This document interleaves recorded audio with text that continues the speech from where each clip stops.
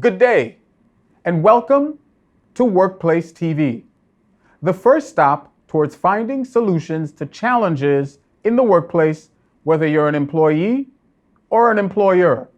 I'm Ricardo Granderson, and today I have the pleasure of interviewing Marvin Krislov.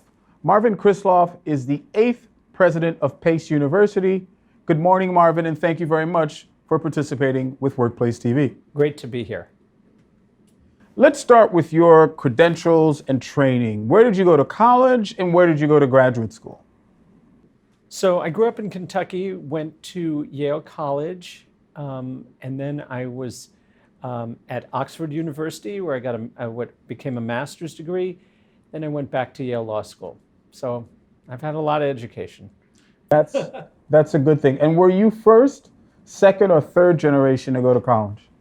So I was second generation. My parents were both first in their families. I appreciate that.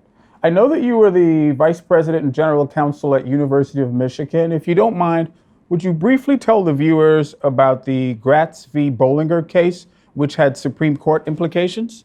Right. So I was the general counsel, which is the chief lawyer for the University of Michigan, during the time that our admissions policies were challenged. And there were two different cases, the Gratz case, which dealt with the law school, and the Gratz, which dealt with undergrad admissions. But the takeaway was that the Supreme Court said that under certain circumstances, you could consider race and ethnicity in admissions, but you had to do it following what the legal term is narrow tailoring.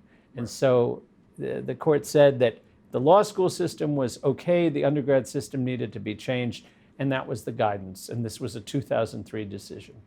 Thank you. I appreciate that response. You have a clear and unequivocal track record in civil rights. Why civil rights as opposed to some other area of law? So as I mentioned, I grew up in Kentucky, which was Southern, and I saw some of the challenges of lingering vestiges of segregation, and my parents really taught me the lesson of trying to make sure that there was equality and opportunity for everybody of all backgrounds. And so from a really early age, I had this deep commitment, particularly to helping people who had not had all those opportunities. And in our town, that tended to be people of color, particularly African Americans. And so as I grew up through my life, that was a focus for me, that notion that I wanted to work to provide opportunity, and I eventually saw education as the path that made the most sense for me and for providing that opportunity to others, trying to provide that opportunity to others. Your response preempts my question, which would have been, what prompted or motivated you to transition into academic leadership at the executive level? So you actually started by preempting the question. Maybe you can elaborate on what prompted you or motivated you. Certainly. So I received legal training. I practiced as a lawyer. I was in the civil rights division. We actually did the cases that have been in the news recently in terms of racial violence and police brutality. Those were the types of cases we did. I did that throughout the country.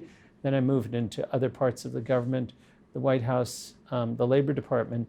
And then my transition to academia was when I became the general counsel at the University of Michigan. And at that time, President Bollinger, then President Bollinger, and others said that the admissions cases were very much in their minds and that they might, in fact, eventually make it to the Supreme Court. So that was a transition, an important transition for me personally and professionally. I appreciate that. If you were mentoring a young lawyer who's interested in academic leadership at the executive level, what 3 pieces of advice might you offer? Well, I would say first, be really good at what you do and work very hard and learn a lot. And one of the great aspects of law is that you need to understand different perspectives. And that's to not only sharpen your own arguments, but understand what arguments will be coming from others. I think it's always important in any work setting to find mentors, and that would be my second piece of advice. I found mentors both at my workplaces, but also sometimes I would manage to meet people who were doing interesting things who weren't at my workplace and get to know them. Right. And then the other thing I'd say is look for opportunities to grow at your workplace, and that would include mentoring others and volunteering for assignments that might not necessarily be in your comfort zone, but would allow you to stretch and grow. So those are off the top of my head, those are the three pieces of advice. Those are pretty good. If I were a young person or back in law school again, I would definitely heed that advice. As an aside, you should know it was my goal. I went to law school with the intention of becoming a president of a university or president of a foundation.